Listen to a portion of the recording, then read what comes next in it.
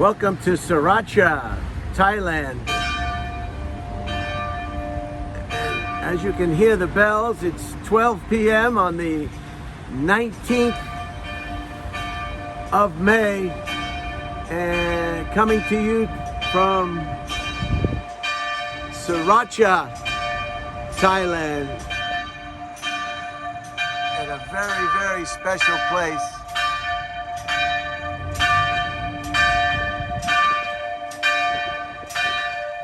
Holy cow.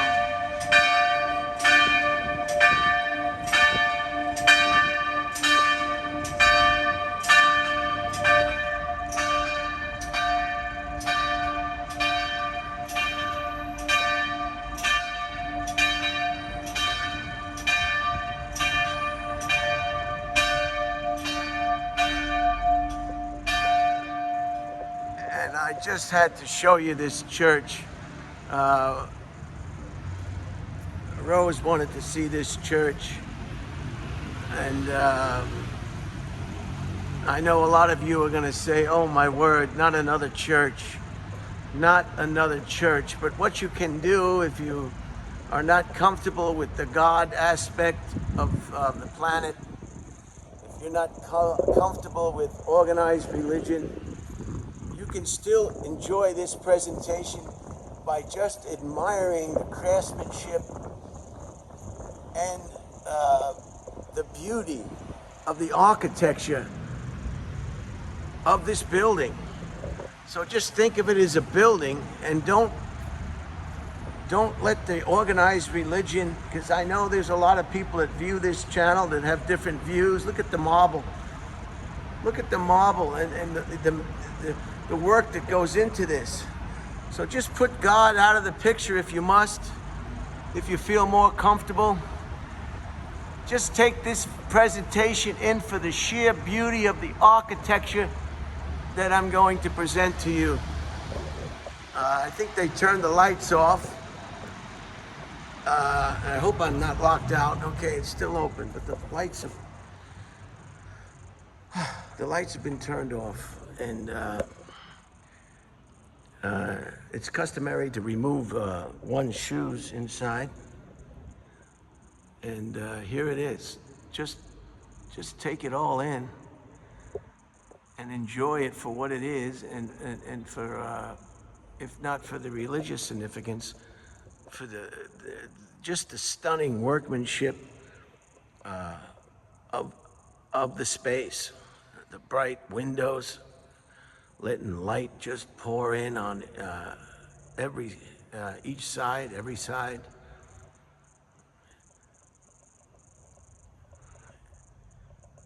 We got here in the 11 o'clock mass had already started. Look at this.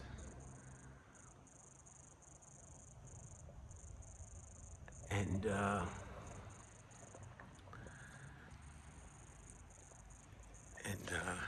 they're gonna lock this church up soon, so I may have to expedite this presentation. But it is just a beautiful, yeah, they're locking the doors now. Look at this. Look at this altar. Look at the crucifix.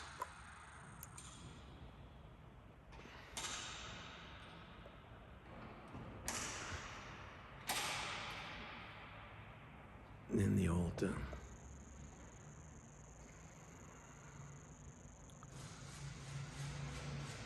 And the sacred niche where the tabernacle that they keep the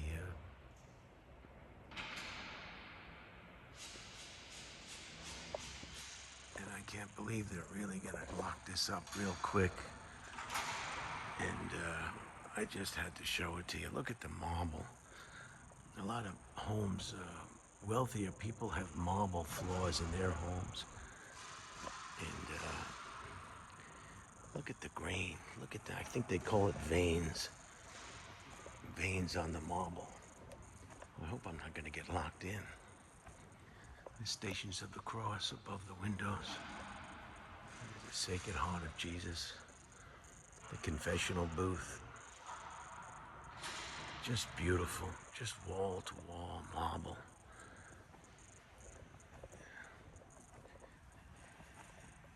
I mean, just take it all in and forget. If you must, just forget about God and forget about organized religion and take this presentation simply as a class in, I guess, beautiful, beautiful architecture. That might help you get through it. Just a beautiful space.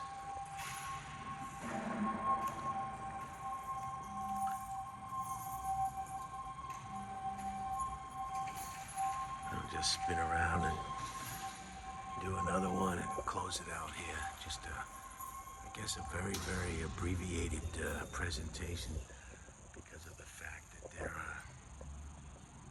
Okay, this door is behind me, is still open. The fact that they are closed. There's the nun over there. She's locking everything up. And I guess I hope everybody enjoyed it. It's just a stunning.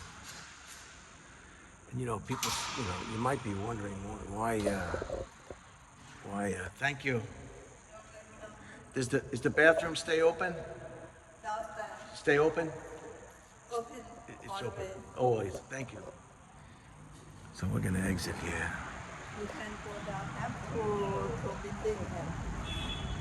Okay. Thank you, hon. So the bathroom's gonna stay open, so there's no rush.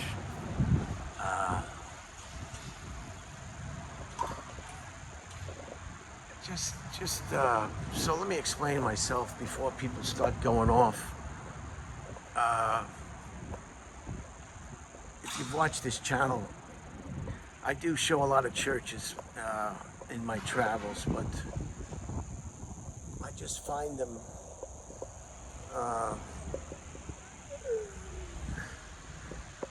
not to mention it's my faith, but I just find the architecture fascinating.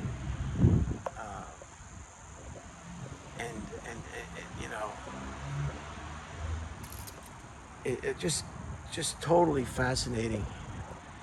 Now I sound like a valley girl.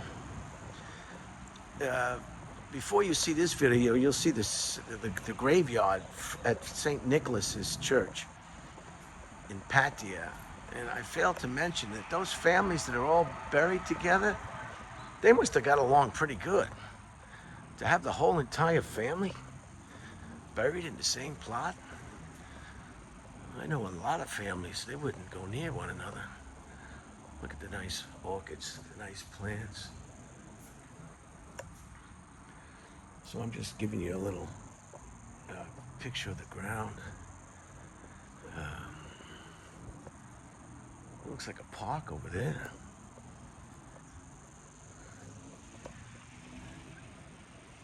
There's 8 minutes. There's your steeple. And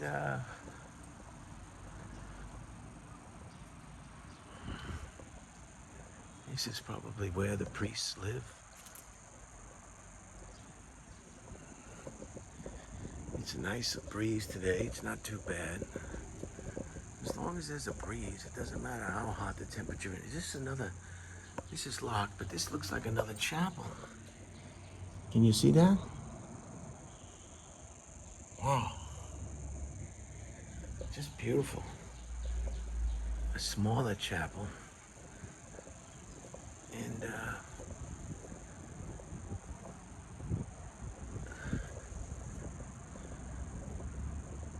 over here is a very interesting graveyard.